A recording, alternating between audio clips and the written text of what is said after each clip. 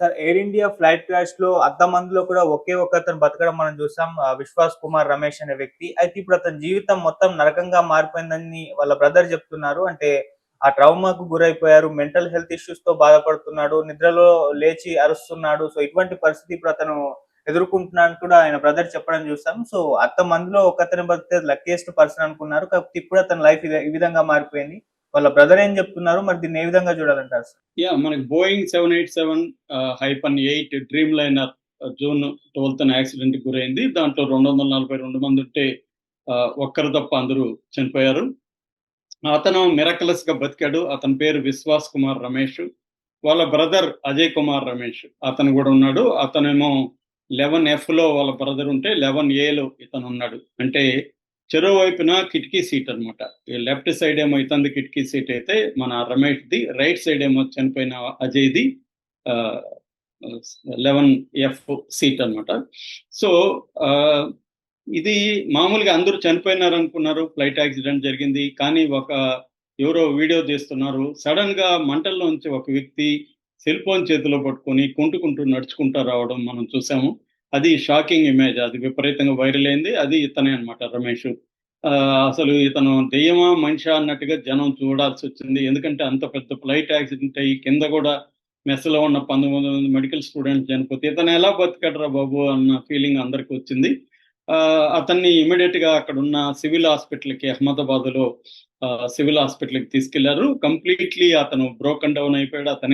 Flight కూలిపోయిందని గుజరాత్‌లో 2 సార్లు, 3 సార్లు అరిసాడు తప్ప, ఆ తర్వాత ఏం మాట్లాడలేని పరిస్థితి వచ్చేసింది. డాక్టర్లు అతనికి ఇమ్మీడియేట్‌గా అక్కడ ఆహ్, ట్రీట్మెంట్ ఇచ్చారు. ట్రీట్మెంట్ ఇచ్చి ఆ గాయాలకి లెఫ్ట్ హ్యాండ్‌కి కాలిందనమాట. చెయ్యి కాలింది. కొంత దెబ్బలు అక్కడక్కడ తగిలాయి.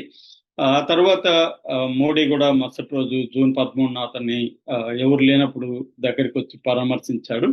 ఆ తర్వాత డీడీ దూరదర్శన్ విలేకరి మాత్రమే అలో చేశారు అతన్ని. అతను వెళ్లి అతన్నడిగారు. ఈ లోపల వాళ్ళ బ్రదర్స్ వాళ్ళొచ్చారు.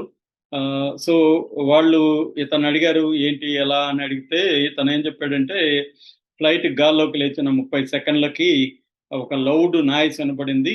తర్వాత లైట్లంతా ఫ్లికరింగ్ అయిపోయినాయి. కొద్దిసేపు గాల్లో ఆగిపోయినట్టుగా అనిపించింది. అక్కడి నుంచి తేరుకునే లోపలే కొన్ని సెకన్లలోనే అంటే దాదాపు 5 సెకన్లలో అది కూలిపోయింది. నాకేం అర్థం కాలేదు. ఆహ్, చూస్తే నేను కింద పడున్నాను. ఒక నాకు ముందు ఒక తలుపు తెరుచుకునుంది. నేను బతికున్నానా? చనిపోయానా? నాకు అర్థం కాలేదు. ఎందుకంటే అంతా చనిపోయి కనపడ్డారు.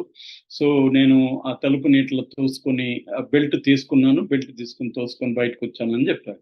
సో, దాని తర్వాత దాన్ని పరిశీలించిన తర్వాత అర్థమైందేమంటే ఈ 11A అనేది అక్కడున్న ఈ విమానం రెక్కేదో ఉంటది గదా! దానికి ఆహ్, దగ్గర ఉంటదన్నమాట. ఫ్రంట్‌లో ఉంటది. మామూలుగా ఎప్పుడైనా గూడా విమాన ప్రమాదం జరుగుతుందని చెప్పి ఎక్కువ మంది బ్యాక్ సీట్‌లు ప్రిఫర్ చేస్తుంటారు. ఎక్కువగా కూలిపోయేది ఫ్రంట్‌లో డ్యామేజ్ ఎక్కువుంటదనేది అనుభవం అన్నమాట.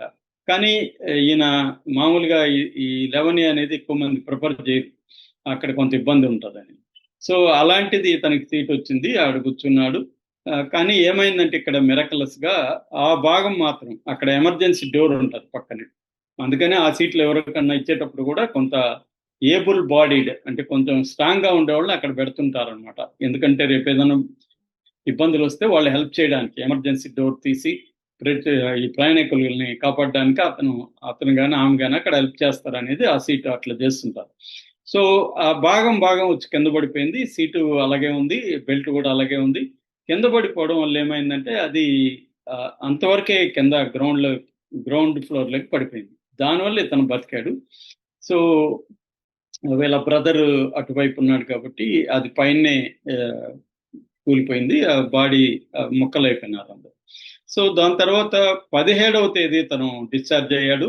అదే రోజే వీళ్ళ తమ్ముడు బాడీ గూడా ఇతనే ఉన్నాడు గాబట్టి అక్కడ ఇతని డీఎన్ఏ, వాళ్ళ తమ్ముడు డీఎన్ఏ ఒకటే అయింది. డీఎన్ఏ గూడా మ్యాచ్ అవ్వడంతో అతని రిమైన్స్ ఇచ్చారు. అక్కడి నుంచి వీళ్ళది నేటివ్ ప్లేస్ వచ్చి యూటీ అంటారు. యూటీ అంటే యూనియన్ టెరిటరీ. కేంద్ర పాలిత ప్రాంతము. మనకి దాద్రా, నాగర్ హవేలీ అండ్ దామన్ అండ్ డయ్యూ అని ఒక కేంద్ర పాలిత ప్రాంతం ఉంది. దాంట్లో డయ్యూ అంటే అదొక చిన్న కోస్టల్ టౌన్ అన్నమాట. వాళ్ళకి ఫిషింగ్ బిజినెస్ ఉందన్నమాట ఎప్పటి నుంచో. సో అక్కడికి తీసుకెళ్లారు. ఆ తర్వాత తనకి వాళ్ళ తమ్ముడికి అంత్యక్రియలు చేశారు. అప్పుడు కూడా ఇతను ఏడుస్తున్నాడు. వాళ్ళ తమ్ముడు దీని దగ్గర శవం దగ్గర కూర్చొని, శవం అంటే బ్యాగ్ లో రిమైన్స్ ఇచ్చారు, బాడీ ఏం లేదు. ఆ బ్యాగ్ ని పట్టుకొని ఏడవడం, ఆ విజువల్స్ కూడా బయటకు వచ్చాయి. మామూలుగా వీళ్ళ రమేష్ ఏంటంటే డయ్యూ నుంచి 2003లో అతను లండన్ వెళ్ళాడు. వీళ్ళ కజిన్స్ వీళ్ళంతా కలిసి అక్కడ ఒక గార్మెంట్ వ్యాపారం, బట్టల వ్యాపారం అక్కడ చేస్తున్నారు అనమాట. ఇతనికి భార్య, ఒక 4 నెలల కొడుకు కూడా ఉన్నాడు. 4 సంవత్సరాలు కొడుకున్నారు. వీళ్ళు డయ్యూకి వచ్చాడు అనమాట. అతను ఇంటికి వచ్చి వాళ్ళ ఇంటికి చూసేసి మళ్ళీ రిటర్న్ అవుతున్నారు ఇద్దరు బ్రదర్స్ కూడా. సో అప్పుడు ఈ యాక్సిడెంట్ జరిగిందనమాట. అంతకుముందు ఏం జరిగిందంటే మనకి చెప్తున్న వార్తలు ఏంటంటే, యాక్చువల్గా వీళ్ళ బ్రదర్ అక్కడ కూర్చుంటాను 11Aలో, నేను లెఫ్ట్ లో కూర్చున్నా అంటే, లేదు నువ్వు అక్కడ కూర్చో, నేను ఎక్కడ కూర్చుంటా అని తను అన్నాడని. సో దానివల్ల కూడా ఇతనికి గిల్ట్ ఉంది. నేను నా తమ్ముడు ఇక్కడ కూర్చుంటాను అన్నాడు, వాడు బతుకుండేవాడు కదా, నేను వాడిని అక్కడ కూర్చోమన్నాను, అందుకే వాడు చనిపోయాడు అని ఒక ఫీలింగు. ఇప్పుడు ఏమవుతుందంటే, అతను అప్పటి నుంచి కూడా లండన్ పోవడానికి ఏమాత్రం ఇంట్రెస్ట్ చూపించలేదు. భార్య బిడ్డ కూడా ఇక్కడికి వచ్చేసారు. ఇతను ఇప్పుడు లండన్ పోవాలి, అక్కడ వ్యాపారం కూడా సరిగ్గా నడవట్లేదు, ఇతను వెళ్ళి అక్కడ చేయాలి, దానికి రెడీగా లేడు ఇతను. నిద్రపోవట్లేదు, అర్ధరాత్రి లేసేసి అరుపులు అవన్నీ చేస్తున్నాడు. తర్వాత అసలు ఎవరితో మాట్లాడట్లేదు, ఇంట్లో ఉండే మినిమం మాటలు తప్ప. బంధువులు చాలా మంది కాల్స్ చేస్తున్నారు ఇతనికి, లండన్ నుంచి కానీ అనేక చోట్ల నుంచి.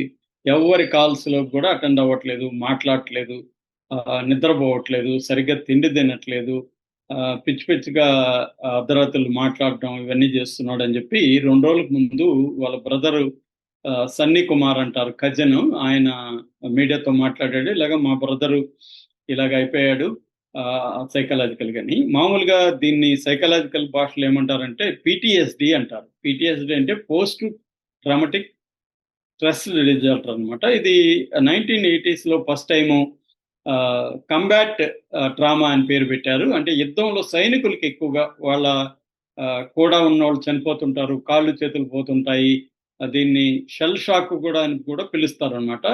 అక్కడ నుంచి దీనికి పేరు పెట్టారు పిటిఎస్డి అని.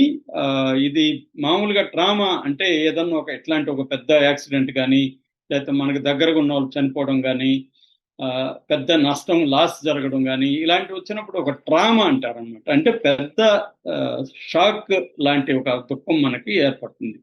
ఇందులో ఒక్కొక్కసారి గిల్ట్ కూడా ఉంటుంది ఇలాంటివి జరిగినప్పుడు. అంటే నేను ఒకడే బతికైనా గిల్ట్ ఉంటుంది. పైగా తనకి ఏంటి, బ్రదర్ నేను అక్కడ కూర్చోమనడం వల్ల కదా చనిపోయినాను అన్న ఇది కూడా ఉంటది.